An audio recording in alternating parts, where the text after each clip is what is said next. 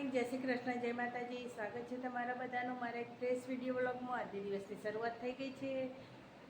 આશા રાખું કે તમે બધા હાજર થઈ જશો. હું પણ હાજર થઈ જઈશું. આજના દિવસની શરૂઆત સરસ થઈ જશે. સરસ મજાની નવરાત્ર ચાલે છે, તો બધાને નવરાત્રિની ખૂબ ખૂબ શુભકામના.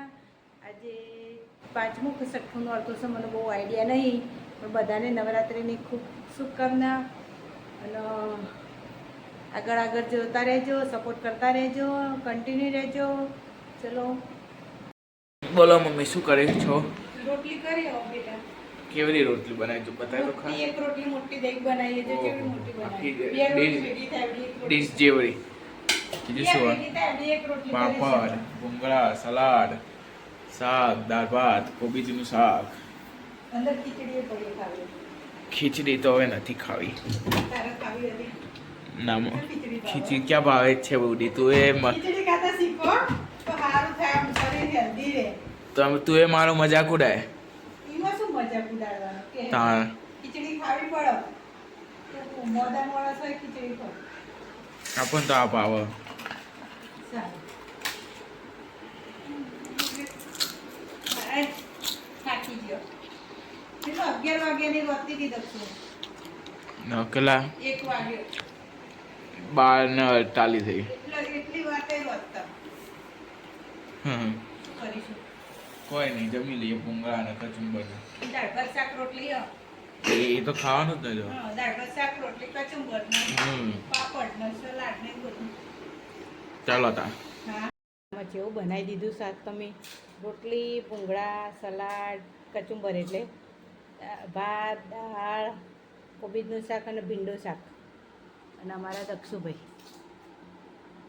તારક મહેતા તો જોવું જ પડે ને ભાઈ. તો સાહેબ ખાવા આવ્યો ગેસ બીજી કશું કરીશી. શું કરો લે?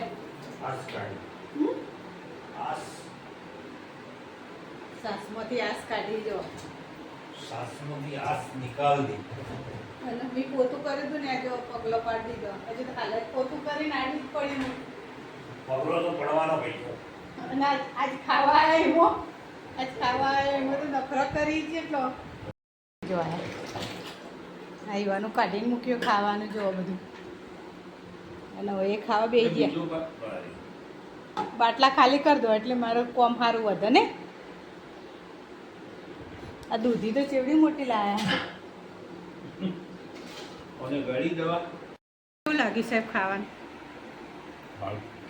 સારું. આટલું વધ્યું હવે. સાહેબ પરોઠીવાળી છે, બેઠે ખાવા. ઇસ્ત્રીવાળા કપડાં પરમ દિવસ ચોથા દિવસ હાલ્યા તો ને, હવે લેવા જવું છે. તૈયાર થઈ ગયા છે ઇસ્ત્રીવાળા કપડાં લેવા માટે. ચા પી લીધો છે, હવે ઓઢણી લઈ લઈએ. કોથળી લઈ લીધી, કોલસા લેવા એટલે બેનપણી ઘેર જઈએ અને કોલસા લેતા આવીએ.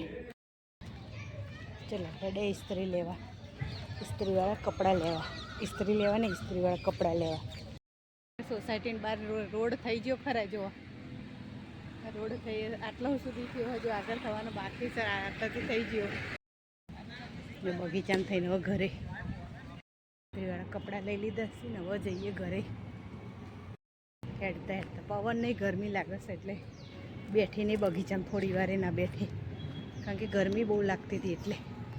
ઉપર ચંદ્ર જેવું દેખાય છે આકાશમાં દૂર દૂર. આવી ગયા આપણે ઘરે કપડાં લઈ. અને આ ચંદ્ર જોયો એટલે ચંદ્રનો પાછળ હેડો નજારો જોઈ લઈએ ચંદ્રનો. એટલે જોઈ લીધો ચંદ્રનો નજારો.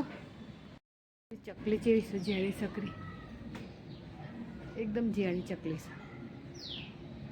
કદાચ દેખાતી હોય મારા હાથમાં. એલોવેરા તો હું કહીએ જ. આ એ તો નીકળી ગયેલું છે એટલે આ તો નીકળી ગયેલું છે. જો એટલે જો આ રે ચકલી.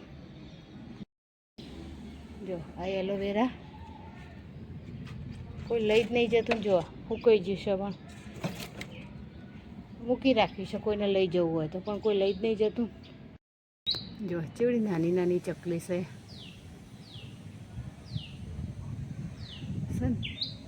જેટલી મસ્ત છે, જેણી જેણી ઉડી જાય છે. જો ચંદ્રમાં જેવો છે. ઇસ્ત્રીવાળા કપડાં લઈને આવી ગયા પણ બહાર તો બહુ ગરમી છે એટલે હું તો આવતી રહી પંખો ચાલુ કરી દીધો. જો અને બે જઈશું, ગરમી બહુ લાગી અને શીખર કીડીઓ કાઢતી હતી, ગરમીનું ચટપટ થતું હતું, ખબર નહીં હવે બૈડામાં કોક ચટપટ થતું હતું એટલે ગરમીનું જ થતું હોય એટલે તરત પંખાને છે બે જવાનું, આપણું કામ નહીં ગરમીમાં જવાનું. હવે કામ પતી ગયું છે, રોધી દીધું ને ખાઈએ લીધું છે, થાક્યા પાક્યા ઊંઘી જઈએ. ગરમી આજ તો બહુ છે એટલે હવે ચલો આજના માટે આટલું છે. મારો વિડીયો ગમે તો લાઈક કરો, શેર કરો અને સબસ્ક્રાઈબ કરવાનું ભૂલશો નહીં. પ્યારી પ્યારી કોમેન્ટ કરજો. ચલો ગુડ નાઇટ, જય શ્રી કૃષ્ણ, જય માતાજી.